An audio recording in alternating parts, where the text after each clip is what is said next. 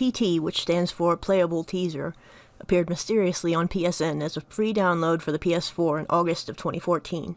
It claimed to have been made by 7780S Studio, and did not initially reveal the fact that it was actually made by Hideo Kojima in collaboration with Guillermo del Toro, as a teaser for the now-cancelled Silent Hills, which would have been a sequel to the Silent Hill game franchise.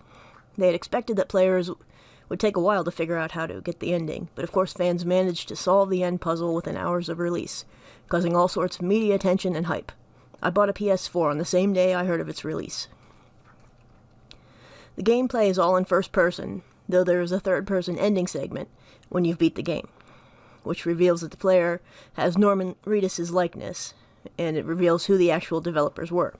Besides being noteworthy due to the people involved and the fact it was intended to announce a new Silent Hill game, which would have not had the same story as PT, it also made headlines after its cancellation for an unexpected reason. It was only available as a PSN download, and when they removed it from PSN and did not allow reinstallation, except using PC proxies and other software, it sparked a debate on the difficulty of preserving digital-only games when they are no longer available, when they're no longer updated, or when the servers for them have been shut down. An Amazon listing even appeared briefly before the cancellation for the game Silent Hills. The teaser seemed to be a resounding success when it came to building hype for the now-cancelled game, and the gameplay itself was widely praised for being genuinely frightening for the player.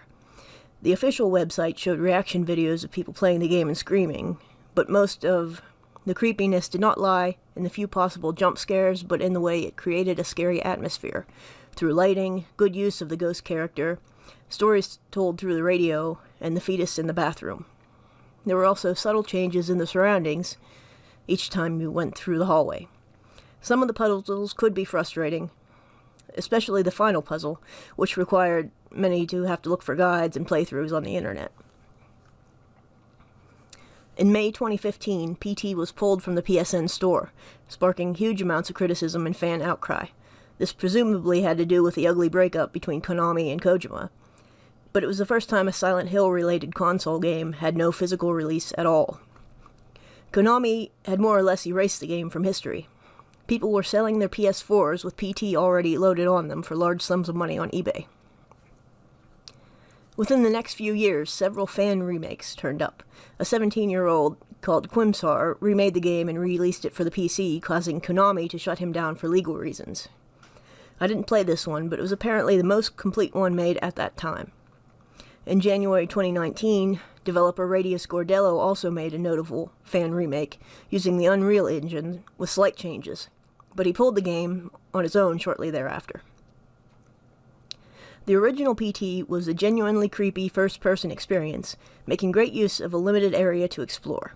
Lisa, the strangely tall, one-eyed, and bloodied ghost, provides some possible jump scares, and enhances the fear factor in general. You're not quite sure if she'll be around the next corner, and she can possess the player.